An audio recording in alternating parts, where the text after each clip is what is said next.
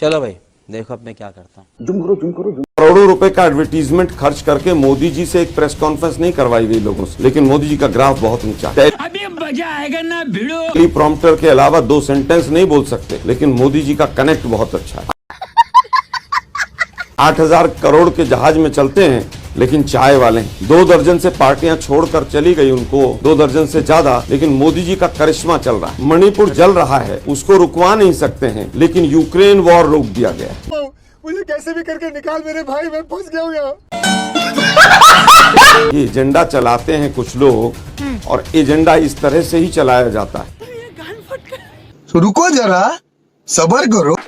या तो महाकुंभ की भगदड़ में मौतों का सरकारी आंकड़ा सही है, या फिर अपने परिजनों को खो चुके सैकड़ों हजारों लोगों के आंसू सही है। कि अब जान लीजिए ठीक से, क्योंकि दोनों एक साथ सही नहीं हो सकते। सरकारी आंकड़ा 30 मौतों का है, लेकिन परिजनों को खोने वालों के दुखद वीडियो से पूरा सोशल मीडिया पटा पड़ा है।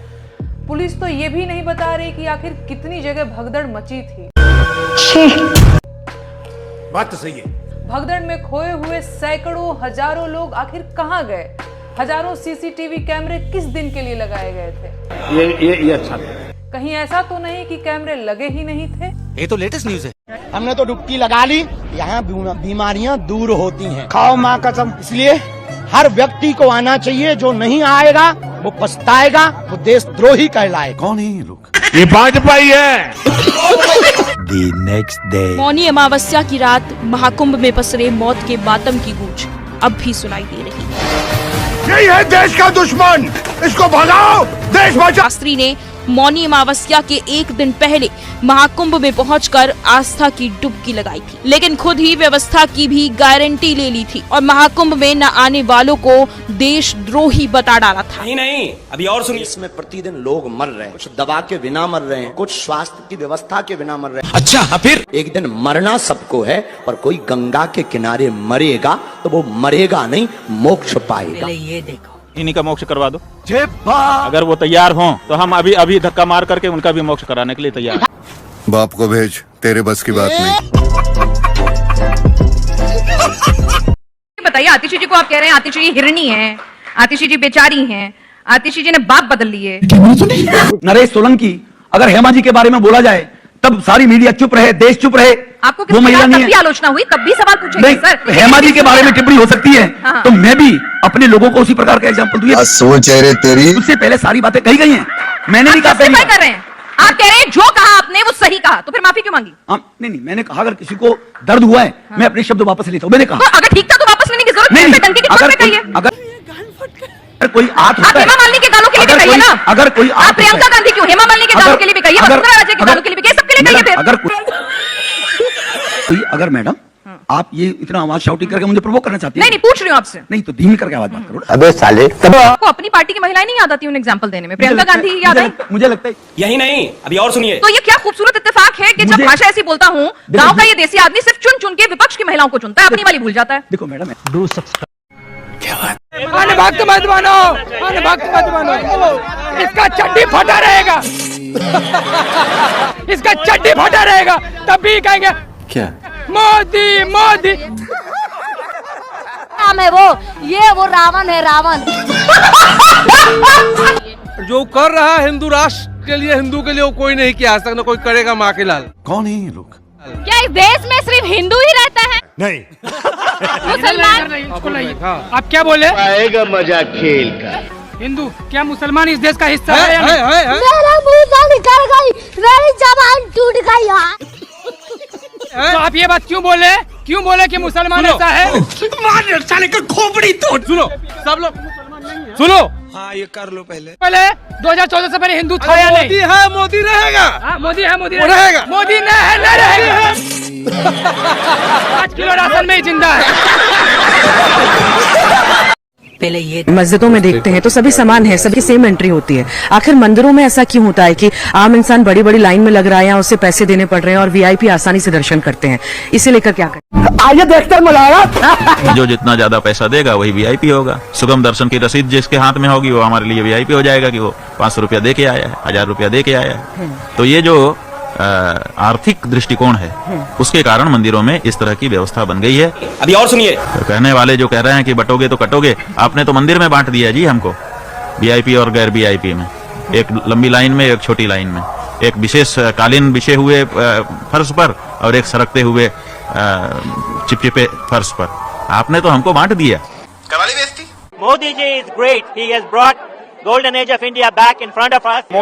अंधभक्तों से उलझना मत। Modi ji will solve the problem of Taiwan and Ukraine, and he is a world leader.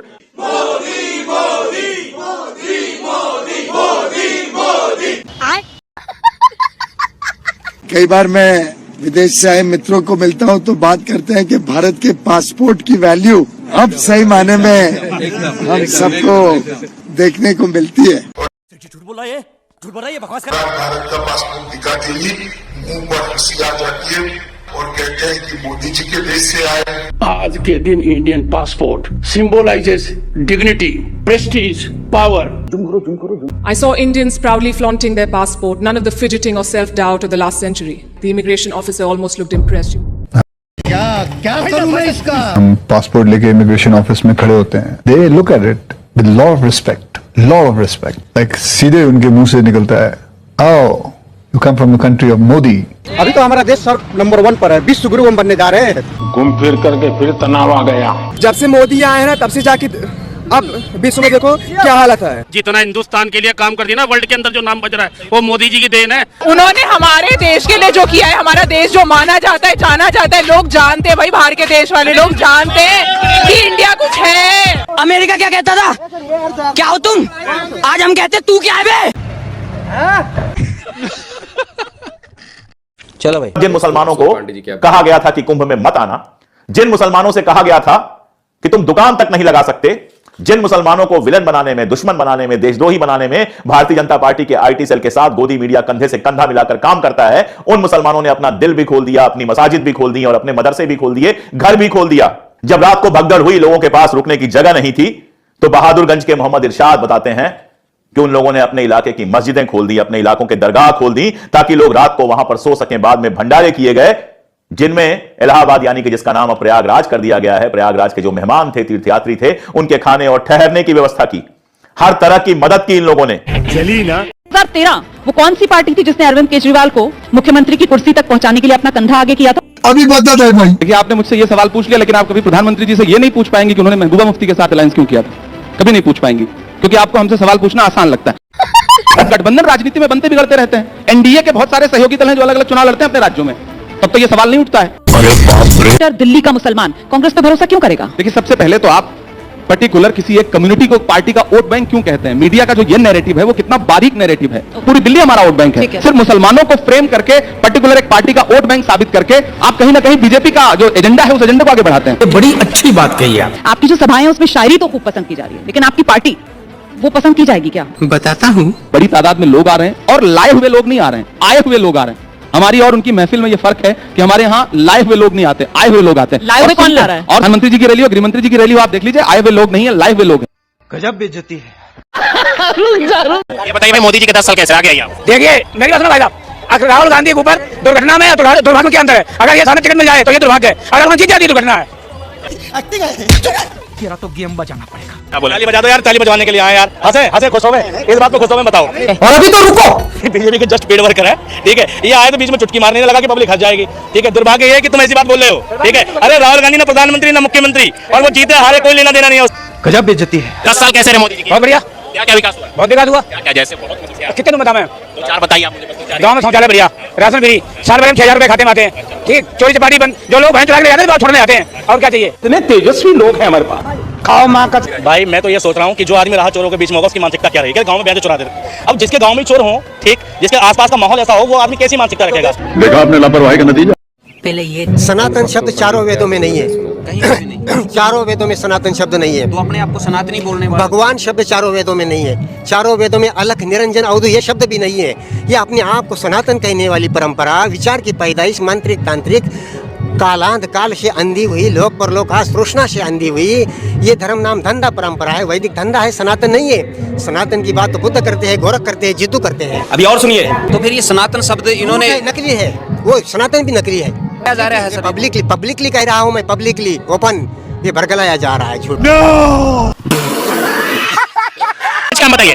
5 काम मैं बता दूंगा। सिलेंडर हमने लिया है, किसान सम्मान निधि योजना का लाभ हमने लिया है, शौचालय हमने लिया है, और बता रहा हूँ आवास योजना, इंदिरा आवास योजना हमने लिया है। इसकी मूर्ति बननी चाहिए।